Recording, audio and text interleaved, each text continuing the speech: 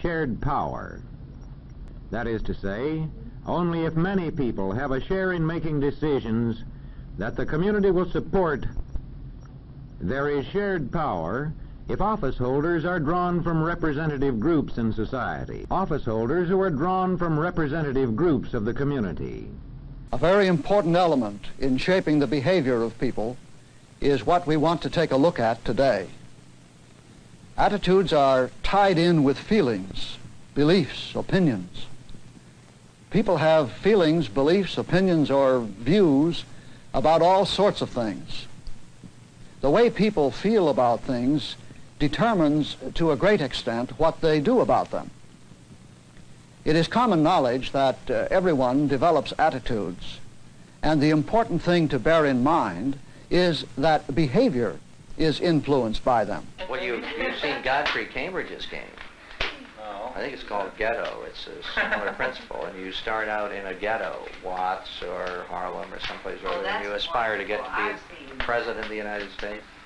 Oh. It's a very similar format and sort of tongue-in-cheek. You don't aspire to get busted. No, the idea of protest, you can choose to protest on a college campus, or you can choose to protest before the state welfare department, or you... I think you weigh the evidence. I don't think it's a numbers game. You try to evaluate different opinions. You try to judge the background of the individual expressing an opinion about it. You try to weed out those who are perhaps anti-technology anyway. They'd be as much against an electric toothbrush, if you will, as they would be against nuclear power plants. It's a lifestyle with them. You have to, I think, take that, their opinions into some context. You have to weigh that against the great body of scientific knowledge in Western civilization, which pretty much has put an imprimatur on nuclear power, certainly in France, certainly in England, Russians now. Any incident. What turned incident into disorder? The violent response of our own institutions, the excesses mainly of the police and the National Guard. But the Commission also blames local governments for being out of touch with their Negro minorities, for failing to respond to the signals of ghetto grievances. The only people who concern me, who cause me any anxiety at all, are the people who I think are in fact determined to destroy an institution.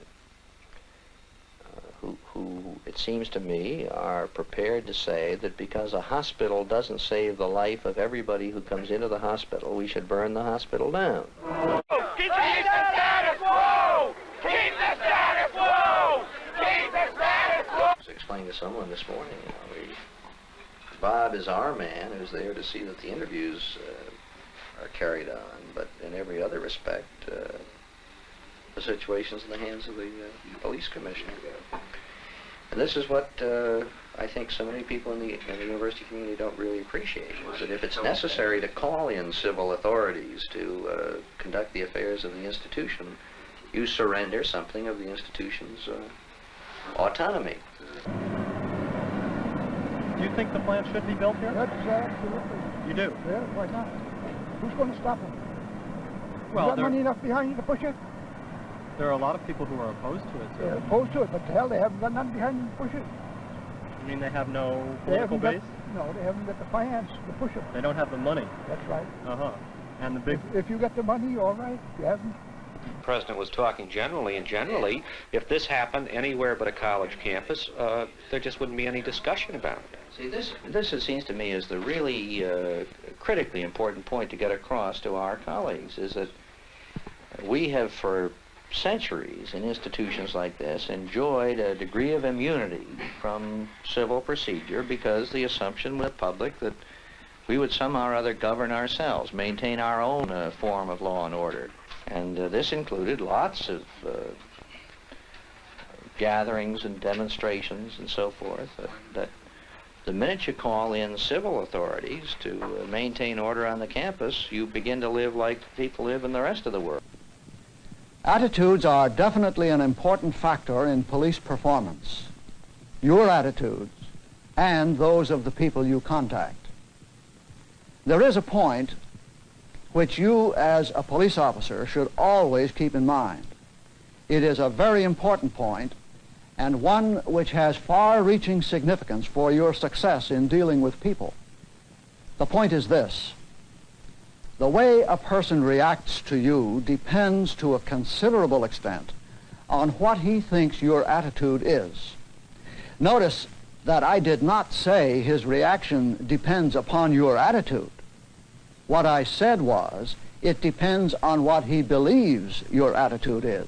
The news media, the newspapers, and television for the same thing. Also for making the riots seem more like civil war than they were. Partly by overplaying Negro violence, by carrying hasty reports from city officials on the amount of damage. I remember getting and used damage from Detroit, a figure that has since proved 10 times too high. Well, civil disobedience has been with us for a great many centuries. I think one could go back into Christianity or other religions and find a great deal of civil disobedience. The difficulty with it is where you draw the line. What's right for you and what you believe is right for mankind, you may not share with me, and I may not share with you. I may not like your lifestyle. I may decide that where you live is endangering me, and I may go over and put a match to it and say, burn it down. I'll be very careful to go when there's no one home, but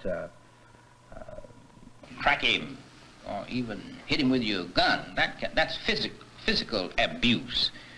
But there's another kind of abuse, and this, I want to submit to you, is very important. I want you to be very careful as you go about your work and observing this one.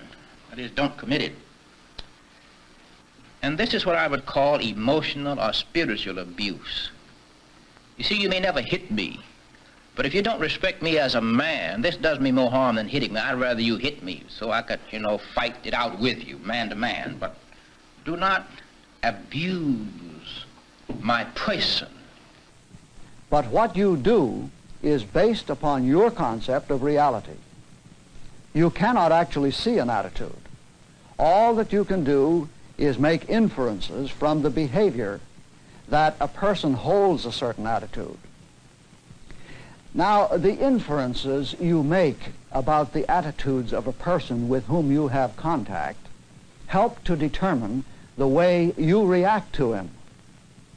On the other side, John Q. Citizen's reading of your attitude helps to determine his reaction to you. If it appears to you that you are facing a man who detests police or who regards you with contempt, your reaction to him will be quite different, naturally, than it would be if he seems to be reasonable and respectful. The Negro ghetto is a mystery to most police, except as a source of crime. But the Commission suggested that police start looking at it as a place where people live, with all the problems that poverty and alienation bring. The police, they said, must broaden their view of their role as law enforcers to include many welfare functions. For his part, the citizen reacts to you also, according to his judgments of your attitudes toward him. In this respect, there is nothing essentially different about police and citizen contacts. Attitudes play a similar role between people in all walks of life. As long as the process is working, that I can newspapers, that I can appear on in a film and say what I want to say, or I can go to an AEC hearing, that I can band together and get with my to express my points on the Vietnam War or detente or nuclear power. As long as that process is reasonably open, and I think it is reasonably open in the United States, then I have to be fairly confident about the future. The Commission is critical, finally, of Negro militants who heated up the atmosphere of the ghettos, made them more receptive to lawlessness, and exploited the disorder once it began. But the report concludes there is no evidence that any riot was planned or instigated by any Negro organization, or that riots in any city were caused by outsiders. It would be, I think, wrong of me to do that, and I think perhaps it's wrong to destroy private property. I think there's plenty of opportunity for a full airing of this plant without having toppled that tower. And I do want to say that that is a very private opinion from an individual. My company has been very careful to take no stand on this and did not prosecute Mr. Lovejoy and did not appear in court. This was an action with the Commonwealth of Massachusetts, so that is a private opinion. Very difficult line, civil disobedience. Good for Gandhi, but perhaps not good for an Adolf Hitler. You know, I hate to think that democracy is a failure. I can't bring myself to believe it. I think we just have to work a hell of a lot harder at it than we've been inclined to in the past. I think we've taken it for granted that we had such a stable, such a sensible form of government that nobody in his right mind was going to set out to destroy it. Judge Smith had gone to great lengths to ensure a fair trial, partly because, as he noted at one point, this is probably one of the strangest trials ever held in Franklin County. One of the minor issues of the trial set Lovejoy free at an unexpected moment. He was charged specifically with the destruction of personal property, yet he had found and shown in court that the tower had been taxed and the bill had been paid as if the tower were real property or real estate. On the 7th day of the trial, the judge indicated that he might throw the case out of court because of this flaw in the indictment. The first person to argue against this was Lovejoy himself. The judge, however, was insistent in his desire to dismiss the case. At 2:50 p.m., Judge Smith called the jury in and instructed them to find Samuel Holden Lovejoy not guilty. In the days that followed the trial, the jury was polled by the local newspaper. They not only approved, by and large, of Judge Smith's decision, they also indicated that they thought the prosecution had failed to prove malice on Lovejoy's part. These are the major proposals. On welfare, a new approach, a form of guaranteed annual income, based on the idea that even in good times, some people can't get jobs or can't make enough to support their families.